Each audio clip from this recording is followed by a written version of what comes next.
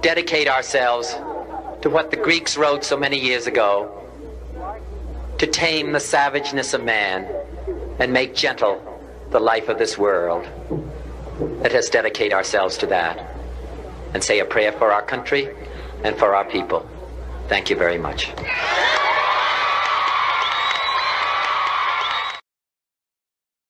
Thank you very much. Thanks for joining us and Stand on Guard. This is one of the last episodes of 2023. And as we face the end of the year, we face two choices, two paths ahead. And we're going to be talking about that today and listening to some very interesting people also talk about that. We'll be back in a minute. So we are in a very precarious position in this country. We need political change, but we also need to resolve to resist.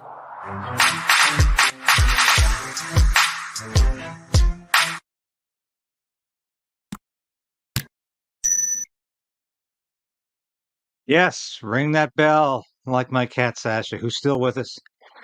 Sasha's not doing well. We're looking after her, and we're praying that she recovers from an illness. But she's been with us for another Christmas, and that cat has been a constant companion. And I'm going to get her on the show in the new year. I promise that. But she's ringing the bell, and I want you, please, ring the bell, because when you ring the bell early, it really has an effect, a very good effect on the YouTube algorithm. And it really opens the doors for viewership. And it's a heck of a thing to deal with. But just ringing that bell helps so much. And subscribe if you haven't done so. And I understand Clayton Morris of Redacted always tells me this, is that sometimes you have to resubscribe because YouTube will unsubscribe you. So if you see you've unsubscribed, please resubscribe. And it's exciting to me that we're less than 200 people away from 15,000 subscribers on YouTube. Now that's really exciting to me because I didn't know we'd be here by the end of the year. In fact, I think probably about a year ago, this was an idea that we were just thinking about in terms of doing independent media on a YouTube channel. As most of you who watch me know, I continue to write for new media, such as the Post-Millennial, Human Events, Epoch Times. And I thank you for reading those stories, but I really thank you for watching the station and looking at the information that I put out here. So please get us over that 15,000, or at least get us to 15,000 by the end of the year. It would be appreciated. And ring that bell and share this to your friends and family. It's a good time of year to do that. There will be an original article on my Substack page that you can look at. And it will also give you notifications of our podcasts. I have my George Orwell readings on there.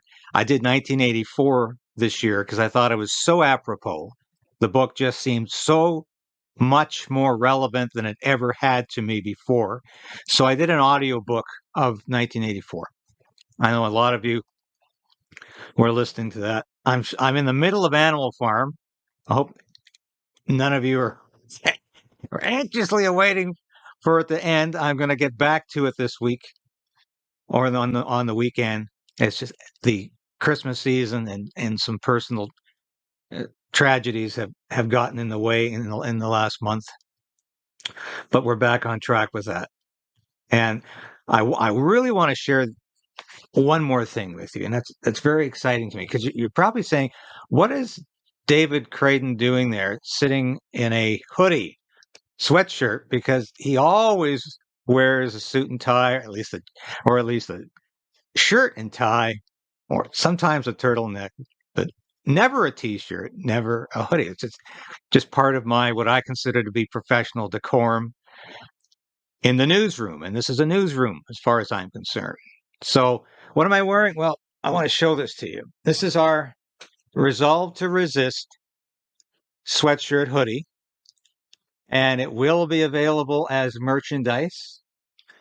And it's very exciting because we're going to be putting this on the website in terms of how you can buy them. And that's all we've got so far. And we've got this T-shirt here. So I want you to see this. Problem when you're doing this. Think while it's still legal. Here we go. Yeah. Think while it's still legal. This is the T-shirt, available in various sizes. Now, that's all we have right now. There's some people out there, they've got mugs and they've got various paraphernalia. We don't have any mugs yet. Not saying it won't happen. Don't have any bathing suits or bikinis, anything like that. But we do have hoodies and T-shirts.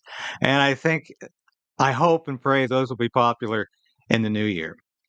And I know we really are excited about this. Well, you can see I'm excited about it because it's something I never really thought I'd be doing. But thank you so much for supporting the station. And everything you're seeing here is always free. With no charge. There's no paywall. I hate paywalls with media because, you read a few lines of a story and, I got to subscribe. So you won't have that here, but I welcome your support if you can.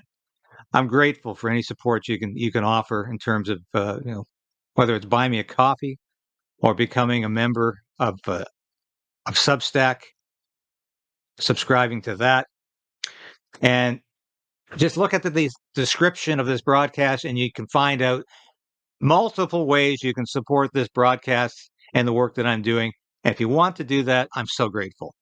If you don't want to do that, I'm going to continue to talk at you because I've had a hell of a good year doing this. It's been difficult in other ways, but it's been a heck of a good year doing this broadcast, and I've really enjoyed it. So what am I talking about today?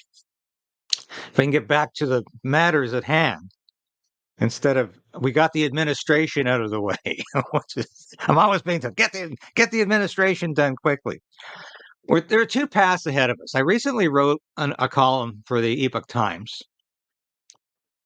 and I talked about what the two solitudes are today. And historically in Canada, the two solitudes were English and French, francophones and anglophones, Quebec and the rest of Canada, or francophones living in the rest of Canada and anglophones in the rest of Canada. However you want to define it, it was a linguistic cleavage, if you will, that often translated into a political cleavage of separation, potential separation in Quebec, animosity towards the French language and other parts of Canada.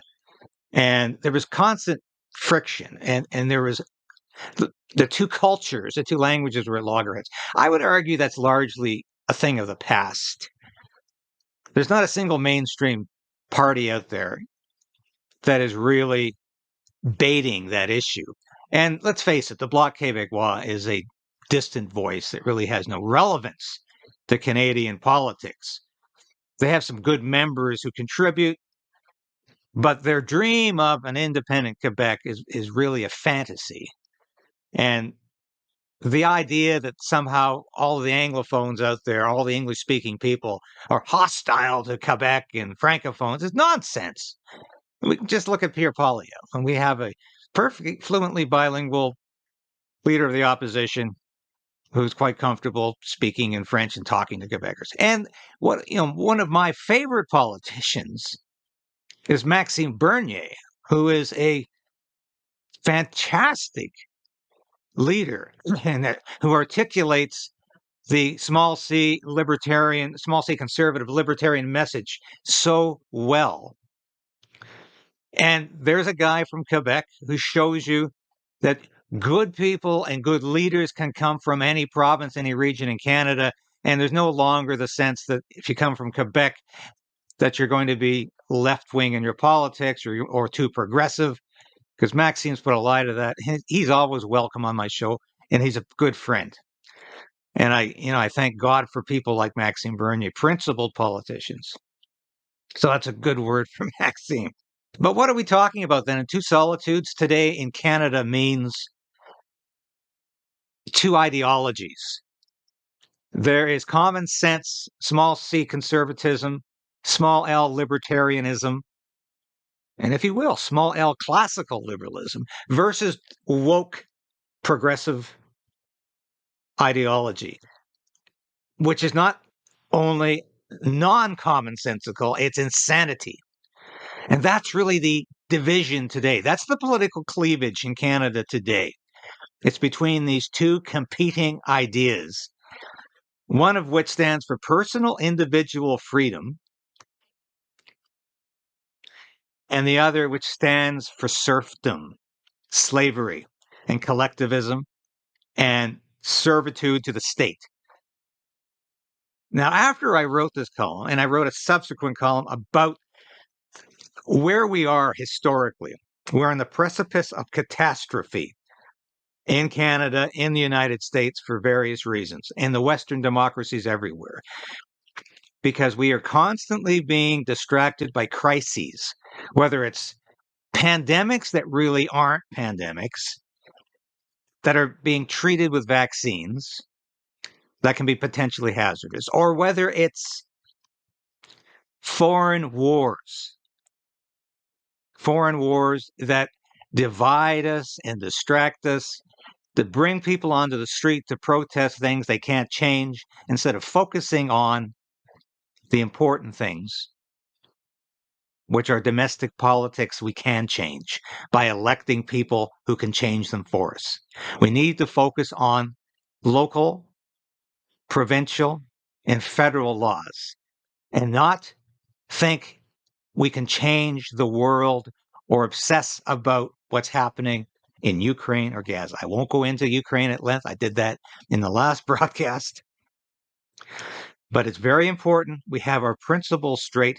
We speak the truth and not stay necessarily on message, but stay on truth. And that we articulate a vision of individual liberty. So that's really what I'm going to be talking about today. And I've got some special guests. They're not here, but these are recordings of people I admire. And one person I don't admire, who articulates the progressive agenda, but we'll get to that in a minute. But here's Neil Oliver, and I was recently on Neil's show to talk about the million-person march that was focused on gender ideology and was focused on parental rights. And of course, the march was in Ottawa, but it was also across the country. And I went on Neil's show to discuss the success of that. But here's Neil talking about the two choices we have and what's happening in terms of where the governments, where democratic governments, and he's from the UK, and the situation there is exactly like it is in Canada and the US. Individual freedom, liberty is being threatened. And I want to mention, before I got into this whole thing at the end of the year, in terms of articulating a vision of freedom, I was reminded that we are on the cusp of the 80th anniversary of a book by Friedrich Hayek, sometimes it's von Hayek, who wrote The Road to Serfdom in 1944. One of the most influential books about individual freedom and economic liberty ever written. It influenced people like William F. Buckley Jr., one of the most outstanding voices of conservatism in the 20th century and beyond. Influenced entire movements within the Republican Party and elsewhere, and really galvanized people who wanted the state to get out of their lives and to give back political and economic freedom. So let's listen to Neil Oliver talk about this. Obvious now, blatantly obvious, that we the people are being presented cynically, I would say cynically, with one emergency after another, each one demonstrably more frightening than the last, more upsetting, more discombobulating. And at the same time, the government, indeed all the governments of the West, supposing the West even means anything anymore, those governments have successfully gained more and more power. As a result, just as we the people have seen our freedoms, our rights, standards of living our mental and physical well-being even compromised and reduced. And as always, especially in this podcast series, as always, we say there's nothing new under the sun.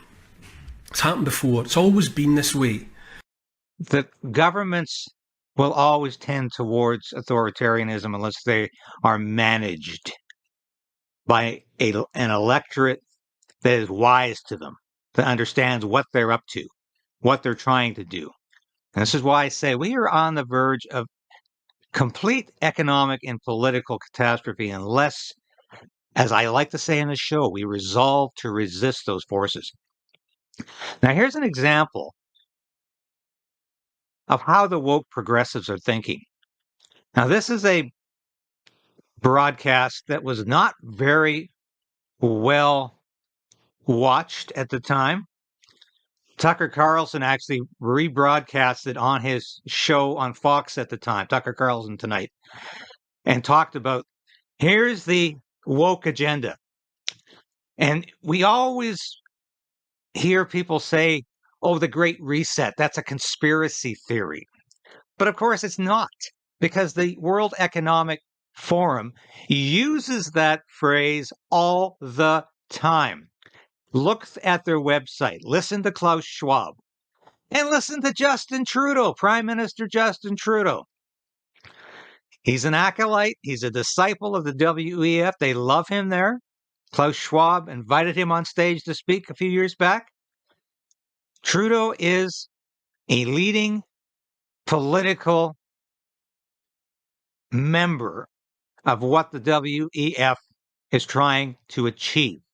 And here he talks about how we can use the COVID-19 pandemic to achieve political ends. Let's listen to this. Believes that a strong, coordinated response across the world and across sectors is essential. This pandemic has provided an opportunity for a reset. This is our chance to accelerate our pre-pandemic efforts to reimagine economic systems that actually address global challenges like extreme poverty, inequality, and climate change. So there you have it. He doesn't say Great Reset, but he says reset, and obviously he's talking about the same thing, isn't he? He's talking about the same thing. He's saying exploit the crisis, use the crisis.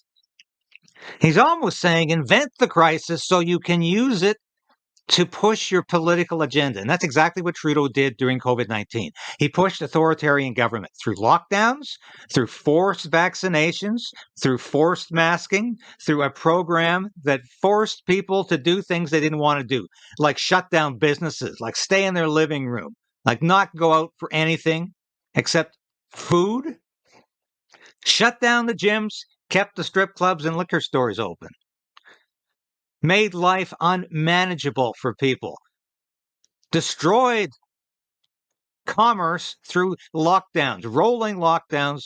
And this, of course, was also facilitated by provincial and municipal governments that were in his pocket. And in the pocket of the World Health Organization, it was also pushing this globalist agenda.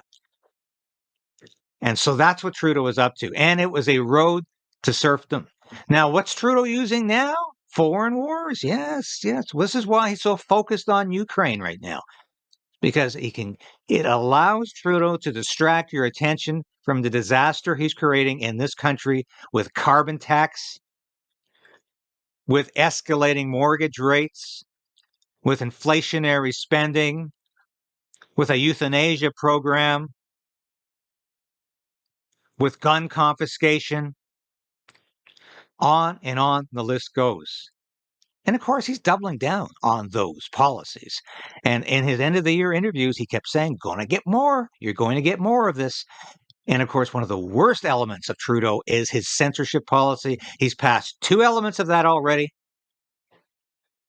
There's a third coming in the new year. It's going to be called the Online Safety Act.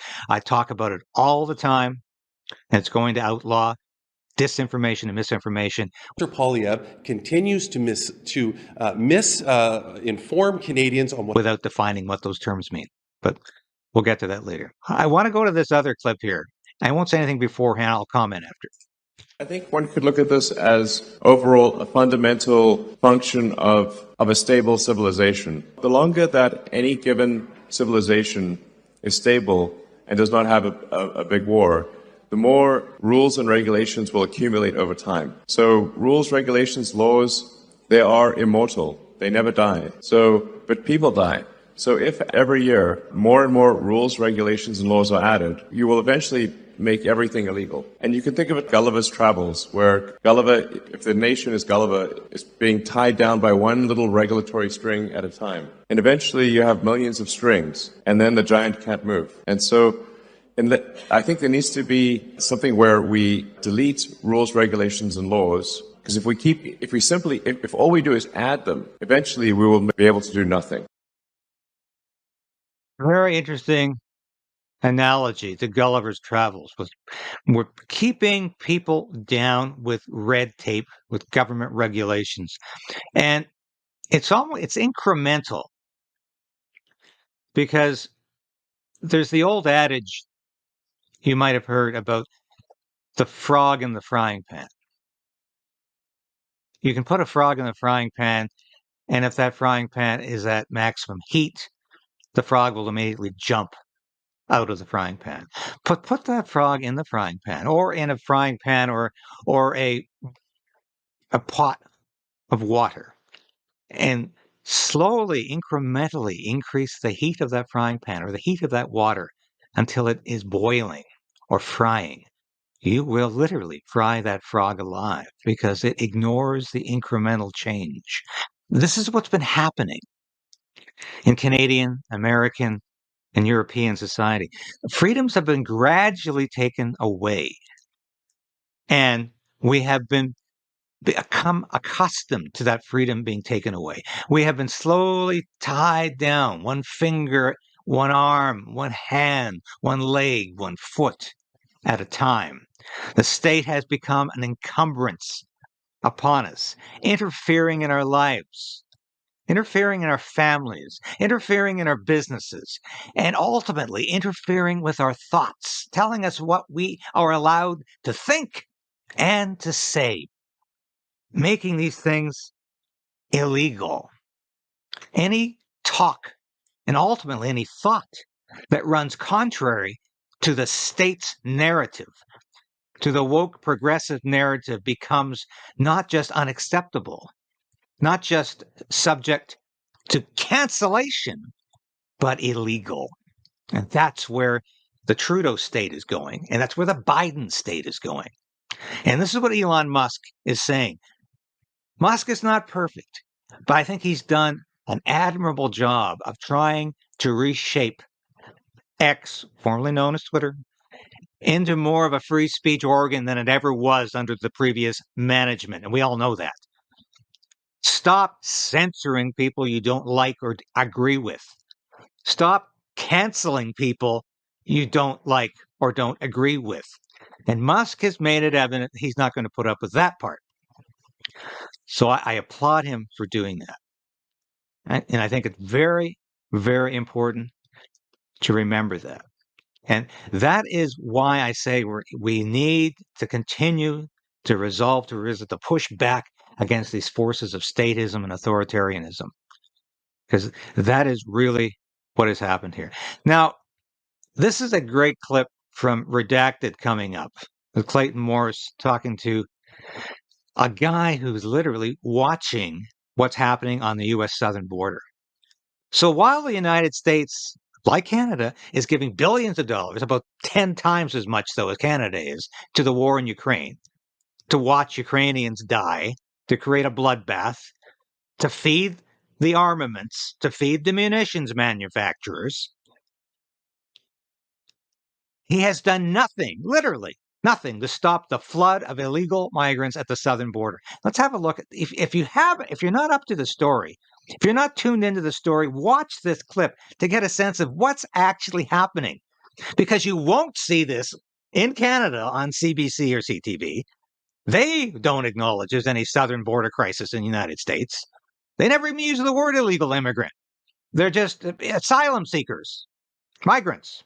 But have a look at this. track that Doc is watching right now. I followed that train track about an hour down into Mexico, and that's the train actually that that we just saw. Anthony Rubin was on, right? Very dangerously, the Beast they call it. Yeah, that train. Go ahead, sir. Yeah. No, I was just saying we were in a little bit of a delay here, you and El Salvador, but it was filled, right? I mean, that train is filled with illegal migrants coming across. Is that the same train? It is. It is. I mean, it looks like India sometimes. I spent a year in India. Sometimes the trains are just covered with people, and that's the way it is now.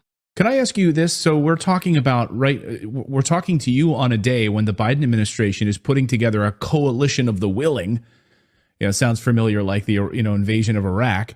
10 countries, Western nations, sending over 30 warships, 30 ships to the Red Sea to make sure that trade can flow, and looks like probably attacking Yemen and attacking Houthi rebels in Yemen. And so we're concerned about international trade in the Red Sea and the Suez Canal, but here we literally have our own our own train infrastructure, Union Pacific, telling us that 45% of all the cars can't get through. They're having to slow down agricultural products coming in, food and beverages, automotive, consumer goods, industrial commodities, talking metals, cement. We're talking dry food products, beer, grain, held in Midwest states that are being. So this is all being shut down. We're sending 30 ships to the Middle East, and yet international trade on our southern border is being halted. I mean, do you not see the hypocrisy? I mean, I know you see the hypocrisy here, but I'm just absolutely furious about this. Actually, I mean, I watch your show all the time, by the way. I was just watching it when we were driving 3 hours yesterday through El Salvador. There was actually good signal, believe it or not. Watch it. You're getting it dead on accurate. And that's what's bothersome, because I'm always downrange, and also in Europe and the other parts of the world watching this. This is not hypocrisy. They are actually trying to destroy the United States. World Economic Forum is crystal clear what they're doing. I mean, look at that lineup. This is footage you're not going to see in the mainstream media. And look how many of these people appear to be Chinese or from Southeast Asia. And you're always hearing, no, these are all people from Mexico or maybe Honduras. There are people from all over the world, including from China, who are getting into the United States illegally. Many of them, or at least some of them, are terrorists. And a lot of them do not have the best interests of the United States or democracy in mind. So this is shocking footage.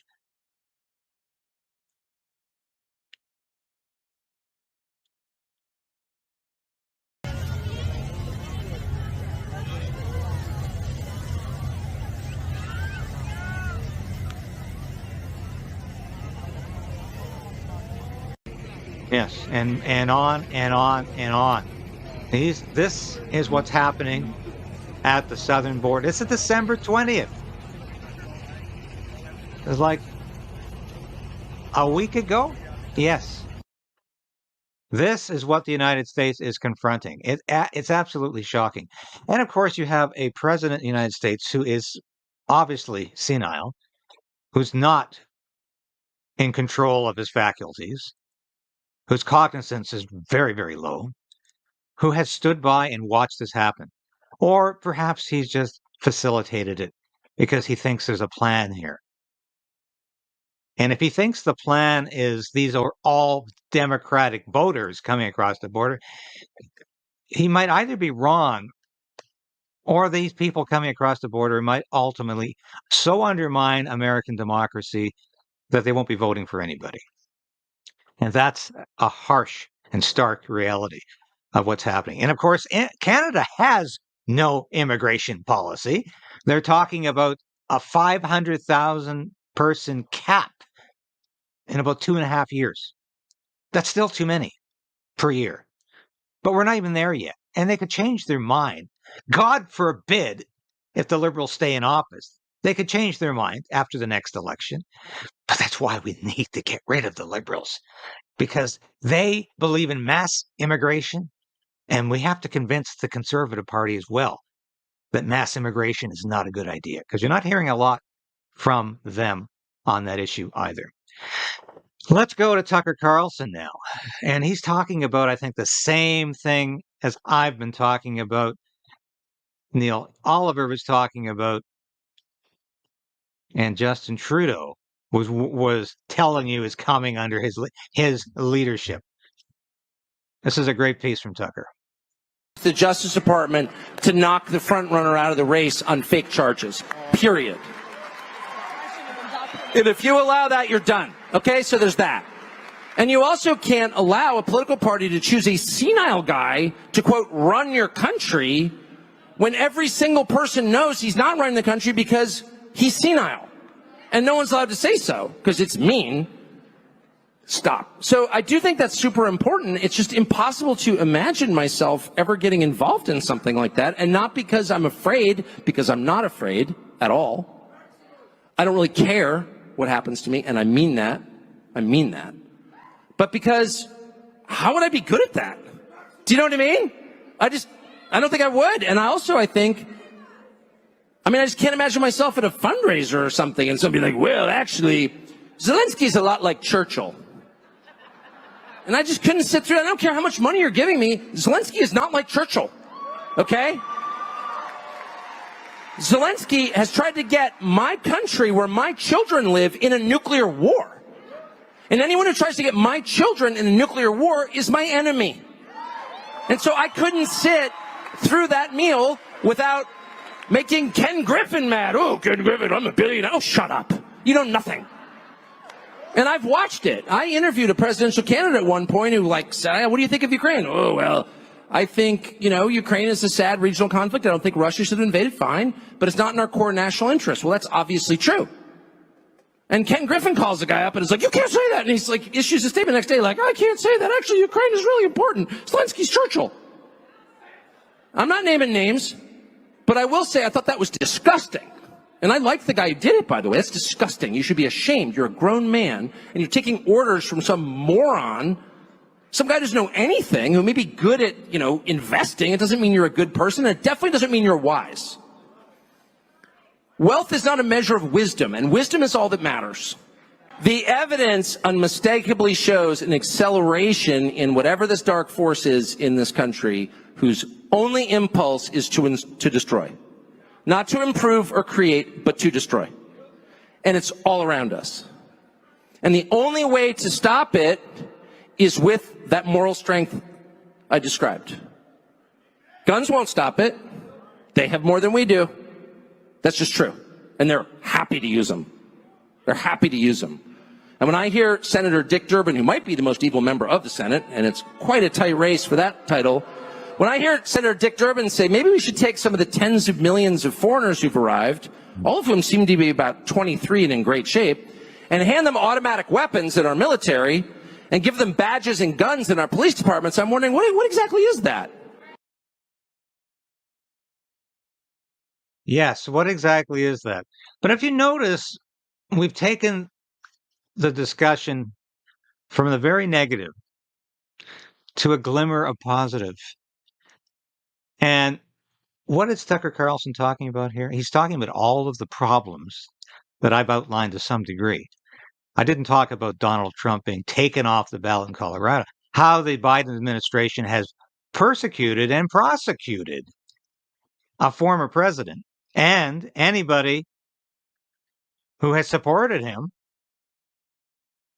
how they have put so-called insurrectionists from January 6th into jail and left them there to rot without bail or trial, how they have acted like an authoritarian regime. And Tucker Carlson mentions that, but he says it's the moral authority that is ultimately going to win the day for individual liberty. We have to fight back. We have to resolve to resist. And at the end of 2023, it's so important not to give up, not to let these cowards, these craven politicians win by default simply because they've got the talking points. Their talking points are meaningless. They're vacuous. And when you confront them with their talking points and you say, what do you mean by that? What the hell does that really mean? when you say you've been doing things for Canada. Yeah, you've been doing things all right. What does it mean when you say that you'll be there for Canadians? Well, you're there all right, doing bad things behind our backs and sometimes in front of us. But confront them with the truth, confront them with reality, and that's what common sense, conservatism, libertarianism is all about. It's about coming at the opponents of liberty, those who want you to serve the state, those who want serfdom, whether it's under the aegis of the COVID-19 pandemic, foreign wars, or fighting climate change. I mean, we have a madman of an energy, you can't tell the difference sometimes, of an environment minister, an environment climate change minister, Stephen Guilbeault, who wants to outlaw the gas-powered automobile by 2035. That's insane. He's a madman. He's not thinking rationally. That is not logical policy. But he wants to impose that dictatorial idea on all of us. And that's just one example. And it's because we have allowed our loss of freedom to become normalized through crises like the pandemic and other things that constantly stop us. We have become accustomed to freedom being taken away. We have to stop letting that being normalized. We have to stop being accustomed to have our freedom taken away. And we do need to fight back. We do need to say enough is enough. No more. I like what Poilievre said recently about a party of mind your own business. If I were to create a political party from scratch, it would be called the Mind Your Own Damn Business Party. We need the state to get out of our lives. We need government out of our lives. And we need to raise our families and to assess our own lives by ourselves and not in servitude to the state. And that's what the woke progressives want. That's what the woke ideology is purporting and promoting. And we have got to remember we can stop it if we have the moral authority and the moral obligation to resist. So I'm going to end this on a positive note because it's very important to note that we haven't lost yet, but we have to know the stakes are high, and we have to understand that the future depends on what we do now and in the new year. So mobilize for freedom. Let those who love liberty be galvanized, not by fear, but by the enthusiasm they share for individual freedom and the rights that we always enjoyed in this country and we must possess again, and we must take them back if necessary.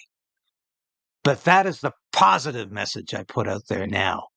We can fight back in 2024, and we can win because we can't lose. If we lose everything. But if we win, we regain the freedom we were always accustomed to in this country and elsewhere.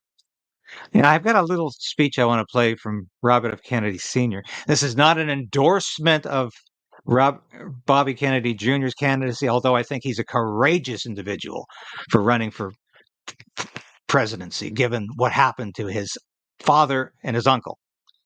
And I think he's got gutsy positions on a number of issues, especially COVID-19 mandates.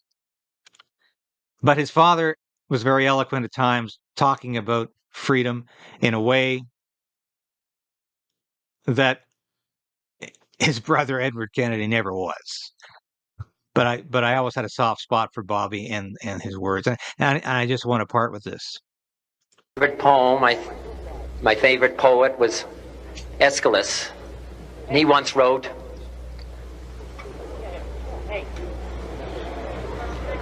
"Even in our sleep, pain which cannot forget falls drop by drop upon the heart, until in our own despair, against our will, comes wisdom through the awful grace of God." What we need in the United States is not division. What we need in the United States is not hatred. What we need in the United States is not violence and lawlessness, but is love and wisdom and compassion toward one another, feeling of justice toward those who still suffer within our country, whether they be white or whether they be black.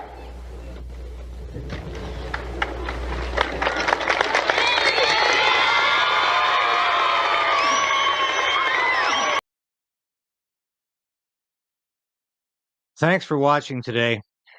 And of course, Bobby Kennedy was talking about a world in which white and black and the rights of white and black were defined in a colorblind perspective. In other words, we don't judge people on the basis of their race or their skin color or their ethnicity. We judge people on the basis of their character, as Martin Luther King said.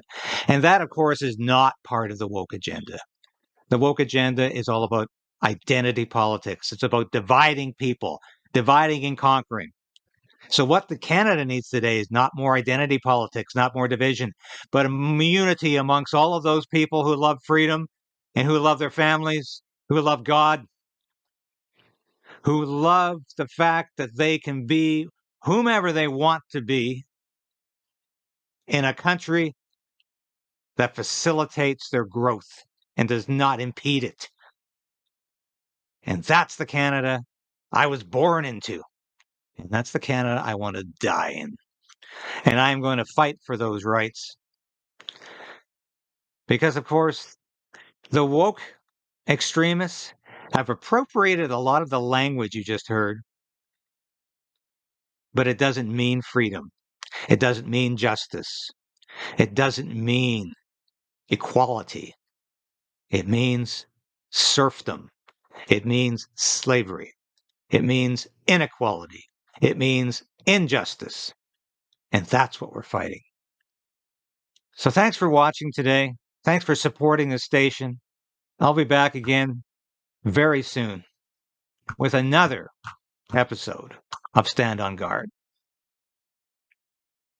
And Happy New Year. Because it's going to be a Happy New Year if we stay together and we stay united. Thank you. Hi, this is David Crayden from Crayden's Right and Stand on Guard. Join the resistance. Resolve to resist. Become a member of this station. I've been practicing journalism in one form or another for over 30 years. I've worked in print, radio, and television for a lot of prestigious publications and media outlets. I was an Armed Forces Public Affairs officer. I worked in Parliament Hill. I know how Ottawa works, and I know how corrupt the federal government can be. But you can play a part in opposing Justin Trudeau's government and Justin Trudeau's plans for Canada. You can become a part of the Crayden's Right resistance. Now, I urge you today, please support this station in any way you can. Ring that bell, subscribe, because that ensures you're at least going to continue to be able to watch these episodes. You'll beat the algorithm.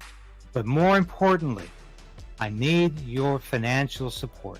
I hate to ask, but that's what I'm doing. I made a decision to pursue independent media because I believed it was the best possible route for me to take as a journalist and as a concerned citizen of Canada. So you can become a part of that. And at only $5, you can become a part of that on YouTube, on Substack, and with Buy Me a Coffee, a one-time donation. But I need your support. And from the bottom of my heart, I thank you. If you've already done that, if you're already supporting the station, thank you. But if you haven't, make that decision today.